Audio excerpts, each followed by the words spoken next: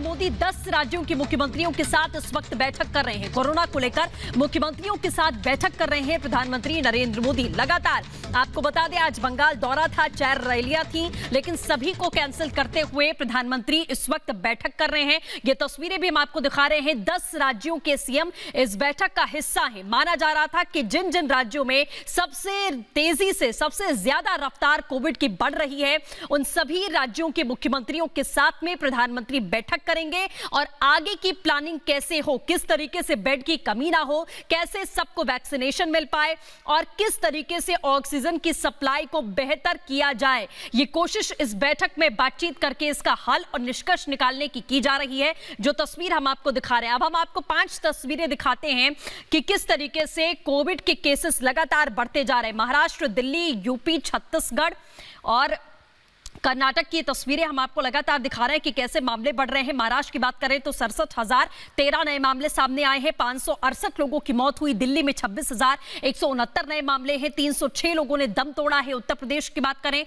तो 34,379 नए मामले हैं, 201 लोगों की मौत हुई है। छत्तीसगढ़ में 16,000 से ज्यादा नए मामले, 197 लोगों की मौत।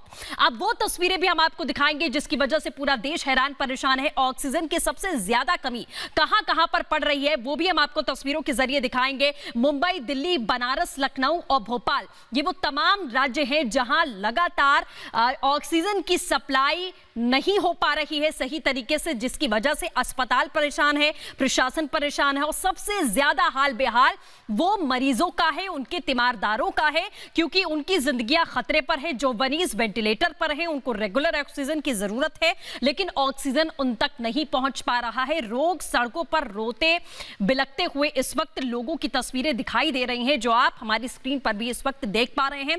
हालांकि युद्ध स्तर पर काम किया जा रहा है, कोशिश लगातार की जा रही है। सरकार बार बार कह रही है कि ऑक्सीजन की पूर्ति हो पाए, इसकी कोशिश जरूर है, लेकिन कालाबाजारी का एक मामला भी निकलकर सामने आया।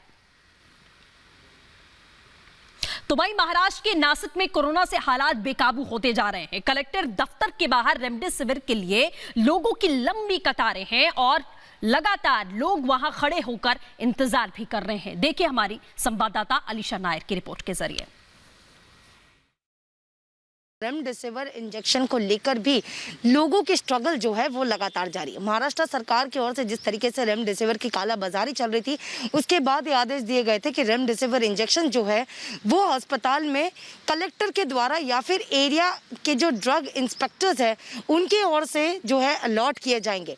वही हम नासिक के कलेक्टर ऑफिस में मौजूद है, यहाँ पर भी लोग इस उम्मीद पर आए हैं कि उनको जो रेमडेसिविर इंजेक्शन है और जिस तरीके से महाराष्ट्र सरकार की ओर से दिए गए आदेश को देखते हुए यहाँ पर सारे डॉक्यूमेंट्स के साथ मौजूद है। जहाँ पे हमारा पेशेंट एडमिट है वहाँ से हमें कुछ रेमडेसिविर तो नहीं मिल रहा। हमने डॉक्टर से बात की, डॉक्टर बोल रहे हैं हमें जो कलेक्टर ऑफिस है वहाँ से अलॉटमेंट होता है, लेकिन वहाँ से भी अभी तक कुछ आया नहीं।